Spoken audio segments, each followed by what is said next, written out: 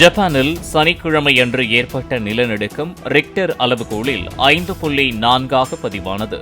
ஆனால் manga comics ஒன்றில் ஜூலை மாதத்தில் பேரழிவை ஏற்படுத்தும் நிலநடுக்கம் ஜப்பானில் ஏற்படும் என்று கணிப்பு வெளியாகி பெரும் பீதியை கிளப்பியிருந்தது.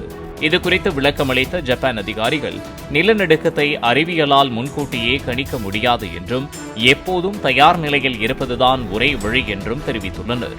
காமிக்ஸில் குறிப்பிட்டிருந்த நிலநடுக்கம் பற்றிய கணிப்பு தற்செயலானது என்றும் அவர்கள் விளக்கமளித்துள்ளனர்.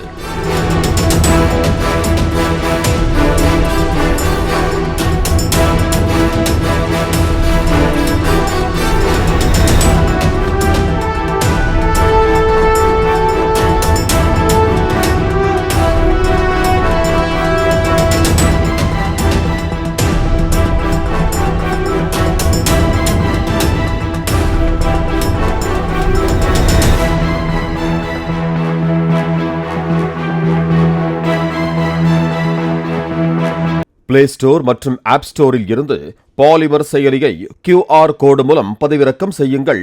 செய்திகளை உடனுக்குடன் பெறுங்கள்.